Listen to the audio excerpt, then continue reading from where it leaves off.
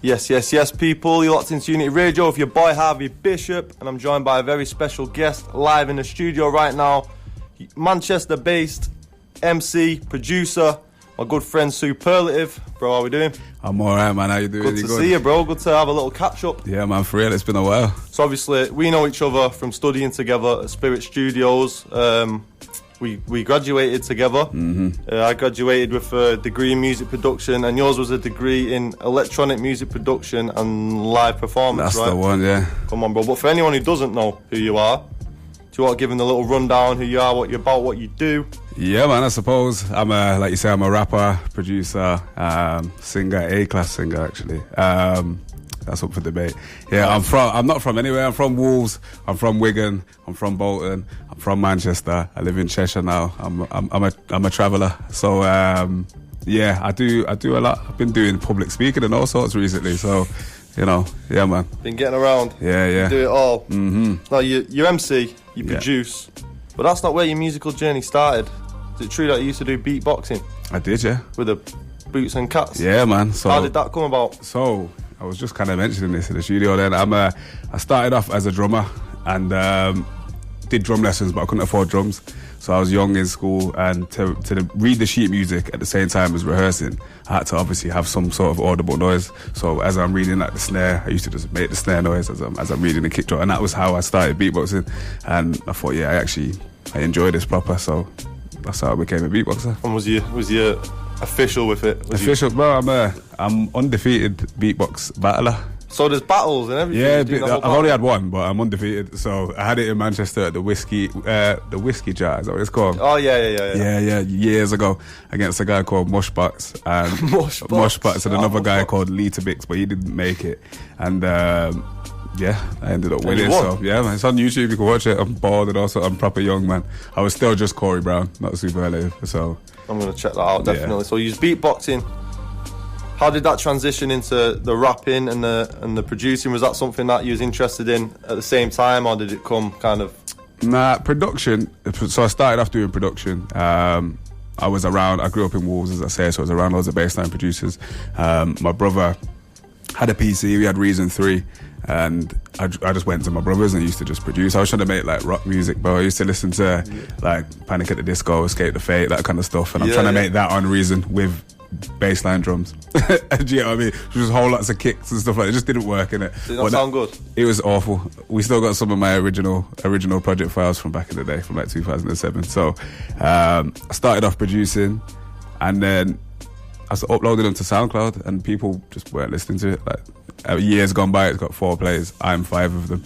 Do you get what I mean? So how does that make sense? And then I realised, you know what I should do is if I just rap on the tunes, because I enjoy doing like poetry and stuff. I was like, if I rap on the tunes, people will listen to it and be like, I could do something better than that, so I'm going to jump on the tune. And that was my thought process, and it just turned out that I can actually rap. So man, I'm definitely going to go and run up some of them. Nah. You're going to have to send them in. Nah, I can't even show you that. I can't show you that. Nah, are they in the vault or are they there for? They're locked deep in the vault. Yeah. Alright, say less, bro. So, how would you describe then your kind of musical style? It's a bit varied. So obviously I don't want to digress and go into like a big long spiel, but recently I've been doing this kind of rediscovery of who I am. So I've realised that obviously, like I said, I'm from all these different places. I've been about, I'm half Jamaican, I'm half English, but I don't really associate with just one place or one. Do you know, like a lot of artists, they're like, I'm Irish, or I'm this and I'm that. And I've realised that I'm a lot of these things. So I'm actually kind of like a jack of all trades, but for identity. So I've been like, right, what actually is my identity? Which has been like a bit of an identity crisis, to be fair. And then I realised like, there's loads of mixed kids that have this same thought process. So as with my production style, I produce a lot of music as well. There's not one thing that I do. So I think now what I've realised is I'm just the voice for people who have bare mixed identities. Do you get what I mean? That's what I am. So my style, drum and bass, hip hop, grime, if you want to call it that. It's just UK music, but then at the same time I've got a bit of an American influence. So just everything, bro. Just music. Just killing it all, putting it all together and getting it done, man. All right, so what we're going to do for people who are unfamiliar, we're going to play a quick track now. So this track is called The Wave. Do you want to give a little introduction to this track, how it came about, etc.? Yeah. So The Wave is it was my first drum and bass tune. It's also my biggest tune at the minute. It's been endorsed by like Formula One, loads of different adverts. It's been all over the place. It's been pretty big. Yeah, it's cool. It came about. I made it in 2018 originally at this slow tempo. Then I went to uni and there was like 4 bare annoying drum and bass lads. Do you know what I mean? And they just infiltrated my mind, and I ended up saying, do you know what I'm gonna do? I think I'm gonna put this on drum and bass. And it was the best decision I ever made. So, yeah, that's how I made this tune. And he's on F1? Yeah, did you say he's on F1 now? Yeah, it's been all over, man. Yeah. Say less. Right, we're going to jump in Superlative, The Wave. We're going to be back in a second after this track with more questions. Yes. That was Superlative there with The Wave. And, of course, we're live right now with Superlative. Bro. Okay. Big track. Thank you. So we spoke about before The Wave, some of your kind of influences, kind of genre-wise. Yeah. Are there any specific artists that have inspired you along the way? Whether it's like when you was younger, first doing it, or now, people you work with, whatever the case. Yeah, I'd say Dolly Parton, probably Miley Cyrus. Nah. Joking Skepta is probably one of my biggest rap influences. And then I don't even know if it's appropriate to say Kanye West anymore, but he's one of my idols, so I don't care what people think. Bro, I mean, he's falling off at the moment, but the old Kanye, man. Yeah. I love the old Kanye, you know what I'm saying? And then producer-wise, obviously Timbaland. And yeah, do you know what? I kind of listen to the same music every single day. I've been listening to Amy Winehouse, Frank for 3 years. Yeah, man, that's every day. So crazy album. Yeah, that's me. It's one of them because I mean, I don't rap, so I don't know how you come about kind of developing your flow or whatever the case, but yours is super intricate and kind of, you know, kind of deep too. Like, how did you come about getting that kind of flow? Do you know what? I don't know. I think I used to listen to a lot of music, so that kind of, I don't like to listen to music now because it influences me. I'm like a sponge, so I will end up being like, I'll do something like that. So I don't want to do that. And I just think you kind of get your flow from wherever you've been. Do you get what I mean? Like the people you're around, a lot of Wolves MCs and that kind of thing, and just hearing that, but then also hearing Bashment and hearing all this kind of stuff. You just collect flows from certain places. And for me, the song dictates the flow that I do. I'm not one of these people, like you'll hear certain artists and you're like, that's that flow. Like you might hear Gigs and you know, he's gonna do this, then he's gonna do this, then he's gonna do this. And then, do you know what I mean? That's like that's Gigs, and it's like cool, people do that, but I just, the song dictates the flow for me. Say less now. Obviously, I follow you on social media, so I see that you stay super busy. And you've been doing a lot of touring recent with OneDa. Yeah. What's the tour life been like? It's been cool, you know. It's been, obviously I've been touring with OneDa now for the past 2 years, so I got close with OneDa about 5 years ago. We met on a bus on the way to We Out Here Festival, and we were just kind of stuck with each other and had to talk, so it was probably the best thing ever. It was funny, man, and tour with myself, OneDa and Stylie. I never thought I'd have so much fun on tour with just 2 girls, because they're so jokes. Do you know what I mean? Sometimes you need that, like, you think you need that geezer energy around, but bro, these 2 are so funny. Like, I wish I could say I'd laugh myself to lose weight, but somehow I weigh more than I've ever weighed. But we laugh so much that it's just jokes, man. Like, we did Glastonbury last year, and it was just probably one of the best experiences of my life, to be fair. Cold, really cold. Yo, I'm dying to go to Glastonbury, bro. Never mind playing. Have you been? Nah, bro, never been. That's why I'm dying to go. Honestly, I think I didn't understand before. I used to just say to, like, I never thought I was, well, you think you're going to go there eventually and perform there and whatever, but it's like a pipe dream, innit? You think, okay, cool.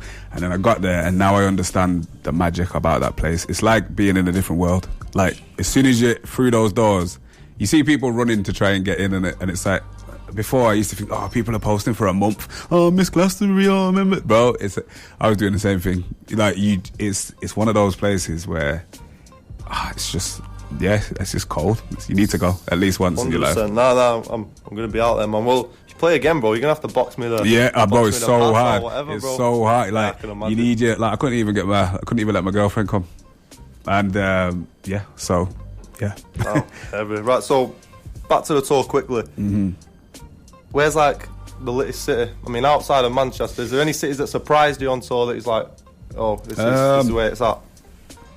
I love Brighton, you know, not because it's like the best energy or whatever. I just love going to Brighton. We've been there quite a few times, and that's where we started Brighton Bingo, which is like a game that we play. And Brighton's just the best, man. That's another place when I go there, I feel like I'm free. The beach, you can't take your socks off and walk because it's all stones. But I'll still rags just do that because you're in Brighton. It's like a second home and it's cool, man. Fair enough. I mean, I've never been to Brighton, Glastonbury, man. No. I need to get out more, man. I'm stuck in Manchester all the time. Now, from me personally working with different artists, like within the music industry, I meet a lot of artists who kind of, they fall into one or two categories where it's like, some artists love the recording process and being in the studio and spending that time there, and they might not necessarily like being away from home, touring all the time. Sometimes it's vice versa. They love being on the road, but they hate being stuck in a studio all day. Where do you fall in that category? Do you appreciate both sides? Well, because obviously, I was a producer first. I'm studio centric, to get what I mean. But at the same time, I love performing. As long as I know, like I'm one of those performers that I like to do a prepared show. Do you get what I mean? When people say, oh, I'll come up and do a cypher, I don't mind doing a cypher and stuff, but it's not me in it. I want to do a show that I've prepared and I kind of know this is going to happen here, this is going to happen here. And when it's like that and I understand what's going on, I love performing. If you throw me in the deep end, we had to host one of the Metrodome sets when we was doing the Mouse outfit. And bro, he's playing like, ain't no mountain high. And he's like, just host this set. And the lights are on and that. How's everybody feeling? You okay? Yeah? Like, it was a word, like, pressure. That made me, I hated that day. But at the same time, I love both of it. I love being out there and getting a crowd reaction. We did Green Man Festival, and it was like 2,000 capacity, but there's like 3,000 or 4,000 people there outside the tent, even further. And they cheered at one point, and we couldn't hear anything. And it was like my sister rang my mum, and she was like, "Oh my!" Like that was better than any feeling being in the studio. I would say so. Yeah, you get the best of both worlds, then I guess. Mm-hmm. All right, so we're gonna jump in. We're gonna play another track. Next up, we're going to play The Game Is Mine. Yeah. Again, do you want to do a little intro into this track? Yeah, so this is The Game Is Mine with HMD, who is also a Manchester artist, really sick artist. We met at Spirit Studios. He came and did a talk, and while he was talking, he was talking about his process and stuff, and I was just like, when I get home, I know what beat I'm going to make you. Do you know what I mean? I just know what I'm going to do. So he finished the talk, went home, I made 3 beats for him, sent them over, and he's like, yeah, I love them more. And he wrote to them, and within like a couple of days, we just had these 3 tunes. One of them probably won't come out, but the other 2, you've got here. So this is The Game Is Mine. Right, about to play it, man. You stay busy, man. You stay working. So let's check it out. Superlative there with The Game Is Mine. Now, if you've just tuned in, we're actually locked in live with Superlative. He's in the studio for some more round of questioning. So, it's a big track, by the way. Big up, man. Thank you. See what you're saying. That's a big track. Now, obviously, I know you. I follow you on social media and that. I see, just from knowing some of the moves that you're making, 2025 is going to be a big year for you. Man. You know, I had you down as my Tip to Blow artist for 2025, so I already know that. That just certifies everything if I've co-signed That's it. But, like, it's one of those things, like, as you're starting to be recognised now as, like, some of the new talent, it doesn't necessarily mean that you're new to this. You know, sometimes people just see, you know, they think you're new because you might be just making traction. But we've talked about you doing the producing and the MCing. When did that kind of start to gain traction? Was there a point where you was like, oh, this could be something that I'm really, like, I can really take seriously now and start to do? 2017, I made a project called Written Free Sundays. So I made that because I was at like a mad point in my life, innit? I was like, do you know what? You say you want to do music, you want to do this, you've been doing music for all this time, and you're not really doing anything with it. And I was like in a really bad place. I was smoking loads and all sorts, and I was just like, do you know what? I saw a Russ video, do you know Russ, American Russ, and it was what you want, yeah. And he was showing me, he wasn't just me, he was showing me personally how he made this video. Basically, it was like a breakdown, really simple, and the tune blew up. And so I started watching all these Russ videos, realised he was releasing like a tune a week for a year. And I was like, right, if I can't release a tune a week for a month, I might as well just like end it all. And that's what I was like. I was in that position. So realistically, that project saved my life, because I was like, okay, cool, I'm gonna make a tune each week. I'm gonna fill it up with a video as well, record it with my sister, and put it out there. These times it was only on Facebook, and put it out there, and it got like quite a bit of love from all the people that were on Facebook. And it's like, yeah, do you know what, this is blessed. And put it on Bandcamp. People was like, we'll buy it. I think it earned like £300. I was like, I'm a millionaire. Do you know what I mean? So then I learned how to put stuff on Spotify. Fast forward to 2018, I was BBC introducing track of the week, and then I'd been paid on One Extra and that sort of stuff. And I was like, yeah, do you know what, I'm about now. I'm starting to do things. So. You're hitting up Glastonbury, Brighton Beach with no shoes on. Yeah, trust me. Come on, man. Yeah, I feel like that. But jump forward, it's 2025.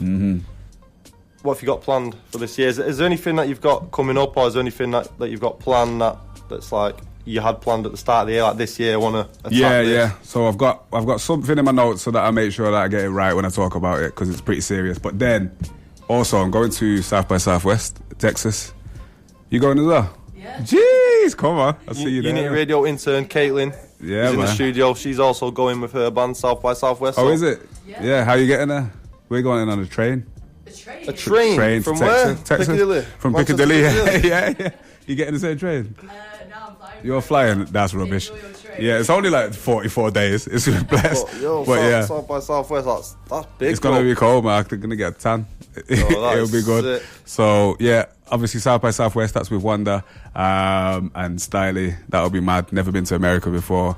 So that's cool. That's like next month, innit? So that's cool. But then, more seriously, I've been applying for funding for the past 2 years, and obviously I'm not going to start calling out like PRS and Arts Council, and I'm calling them out right now, but I didn't get the funding. And at certain points, once you've applied so many times for like DYCP, you can't apply for like 4 years. So it's like, peak, like what can I do? So I've realised like my whole ethos is SPR. You probably know, I say it all the time. It stands for Succeeding Pushing Reality. It's kind of my whole belief system, and it basically just means like don't let something be an obstacle, just get through it and do it. Do you get what I mean? So with that, off the back of that, I was kind of like, do you know what, this year, rather than waiting for funding, I'm just gonna get funding, crowdsourced funding, and speak to my audience and say, do you know what, I want to make a collaborative project. A lot of the stuff I've been doing on my own, the production, the mixing, whatever, cool. Now I want to do a proper collaborative project. So I'm going to get artists like Jay I Had a Dream on there, Kodge, Predo, Anyone the Wanderer, and make a collaborative project. But then also on that side, get the audience involved.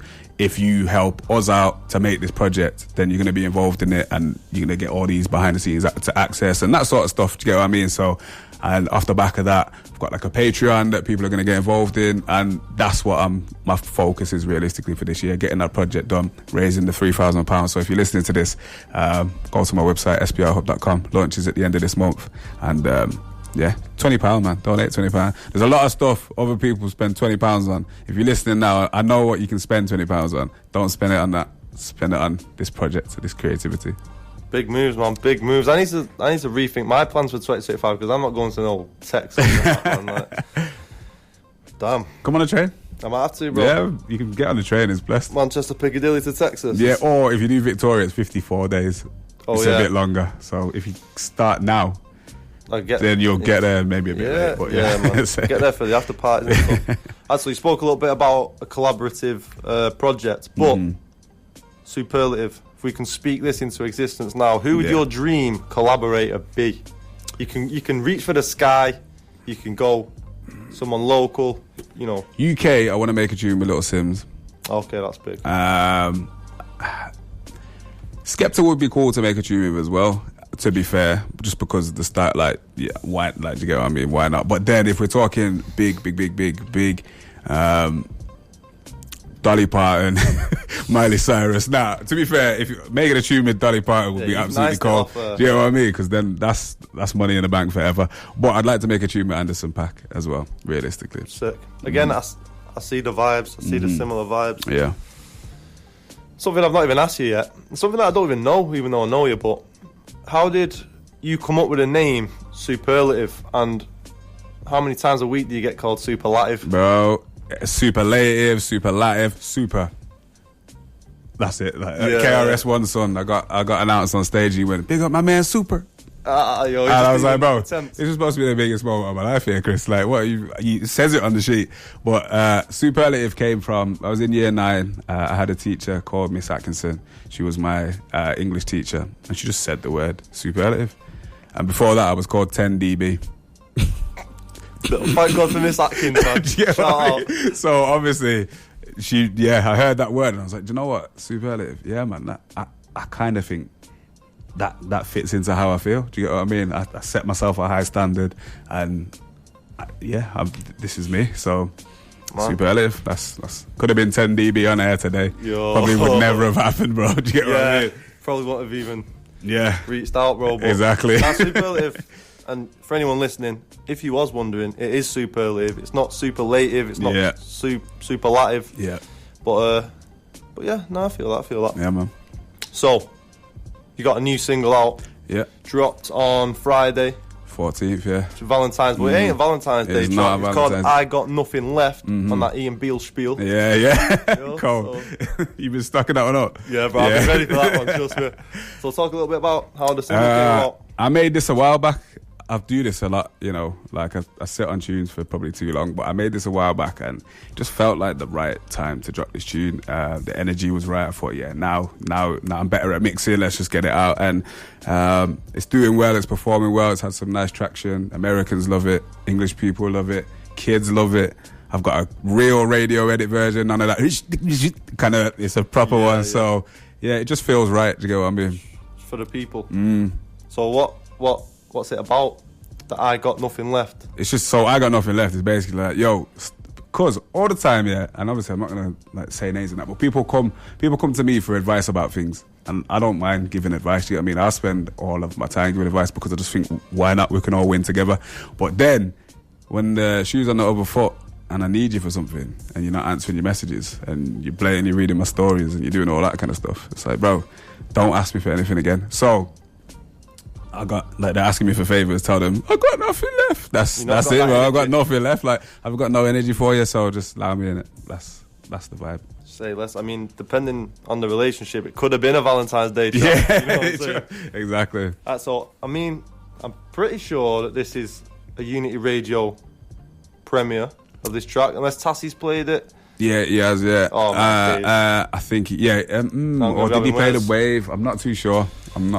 Maybe he did. Well, either way, it's a big track. We're going to play it. Make sure you stay locked in because Superlative's going to be back for a couple more questions after this song. It's your boy Harvey Bishop. I'm here till 4 p.m. Make sure you stay locked in. Big track there. Superlative with his new single, I Got Nothing Left. As I said on that Ian Beale spiel, had to throw it back in, bro. That's like a classic East End. Everyone's seen that. Like, I'm sure everyone knows what we're talking about. Everyone's seen that I've Got Nothing Left clip. I think so. No, because I did I'm not allowed to say where I was. That was quick censorship. I was somewhere yesterday at a meeting and they hadn't seen it. So not everyone has seen it. Just living in a cupboard, man. Okay, question for you. Question time. Life stories, right? Okay. It's one of them. I feel like me personally, because I do the producing and the radio stuff, like music is my life. I feel like it's what I'm meant to be doing. I'm sure you feel the same way. Yeah. What do you think you'd be doing though if it wasn't music? Do you know what? I really love videography. I was talking to my sister the other day and I realised that if I wasn't actually doing music, like back in the day we used to take Dad's little Nokia brick phone and do stop motion videos with the, do you get what I mean? And these times stop motion, like you need a tripod to do stop motion, so you just stand there and like try to make it as blessed as you could be. And it was awful videos, but like I really like filming videos, do you get what I mean? And I'm learning more about cameras now and aperture, shutter speed, all that kind of stuff. I was thinking of even doing just like a short course at uni, because you've still got 1 year left of funding technically, so I might just go get that funding and then do 1 year like a short course foundation on videography, because I love it. Yeah. Oh, that's sick, man. So that's what you'd be doing then? Yeah. Stop motion too, like. Come on, 7 years old, bro. It was cold, man. Maybe not that level, but yeah, it was. Look how we can move this pram from one room to another. Sick, ghetto. That's sick, bro. That's sick. All right, so I always take it back to this question when I've got a guest on. If you Like, what's one song in your catalogue that you think sums up, like, who you are, what you're about as an artist? Like, in Alien Lands today, Superlative, play me a song that sums up what you're about. What do you think you play? Probably an unreleased one. Oh, yeah? Yeah, one that's not out. Yeah, I've got a couple tunes that are a bit more about my life that will be out on the next project. So, them ones. But if it was one that was out, it's hard, man, because I've evolved massively. But I'd say one that kind of talks about, addresses me and my thought processes would probably be personal development, maybe proper old school one off that project from back in the day. And obviously the writing ability isn't as good as I am now, but the message, if you listen to that now, it's like talking about like, yo, I wish I want to get where I am right now. So like, it's one of those tunes where I feel like that is myself. Do you get what I mean? Yeah, probably that. Yeah. And you talk about projects in the future. Yeah. Might have to come back so I can ask you again, and then we can play that track. Yeah, well, the project's going to actualise when, and I know I've said this before, so if you just listening now, if you fund the movement, this project will be funding that project. So I've got some ideas for that. Okay. And then obviously the collaborative side as well. So we'll get that sooner if we reach our 3,000 target. Come on, people. Yeah, man. Let's do this. You got any party tricks? Got any fun facts about yourself or that the people need to know? Party tricks. You must have some. Party tricks, I can make a raindrop noise with my cheek, which is pretty... You can do it now and then? Yeah. But then if you do it enough times, you can do it beforehand. Nah. Yeah, that used, bro. I used to leave the party with 100 girls after I did that. Bro, it was crazy, man. Beer and everything. So, other than that party trick, I used to be able to do this. I used to be a gymnast. Nah. Yeah, man. Flexible, little Dan. Now I'm 100 kg, so I can't do it. But talk about that, bro. Gymnastics. How did you get into that? To do the splits. I'm just a weird kid, man. Like, I swear to God, I was just a weird kid. I used to walk around on my hands in my underpants. My family used to call me Mowgli. I was just that kid, innit? Just a proper little... As far as rappers go, bro, I'm not a rapper as per, like, I'm not an on-crud rapper. Do you get what I mean? I'm just enjoy making music and that. And I was a weird little kid. I used to love playing RuneScape and all sorts. Like, I'm that guy. So, yeah. You do it all, bro. Yeah, man, do it all. Well, now's the time. The floor's yours. Is there anything you want to, again, big up, promote, talk about? Yeah, well, I said new tune is out. I got nothing left. Add that to your Spotify playlist 100%. if you're on Spotify or Apple Music or any of them, but mainly Spotify because I'm trying to hit the editorials and get some nice traction from this. And then obviously I'm launching this crowdsourcing project or crowdfunding project at the end of this month. Please get involved. Follow me on Instagram. You'll find out more. And what else? What else? Probably go comment on OneDa's Instagram and just say Superlative's waves are better than yours. 100%. And that's it. And don't forget to meet him in March at Piccadilly train station. Anyone who's going to yeah, hop on the train. All right. Brother, I appreciate you coming in. Big taking up, the time man. to chat to me. We're going to end out the little segment with Fake Tears, which is another track of yours that we've not played yet. Do you want to talk a little bit about that before we end it? Yeah, so this was actually the second track that I sent to HND of the third tunes. So this is the one he wrote to first. It just happened to come out second. Listen to it, it's nice. 100%, bro. Yeah, I appreciate you coming by the show. Big up. Good luck with everything you've got going on this Safe, year. man. Hopefully we can have you back for the recap, the 2025 recap. Yeah, man. This is Fake Tears. It's your boy Harvey Bishop. You're locked into Unity Radio. Make sure you stay locked in.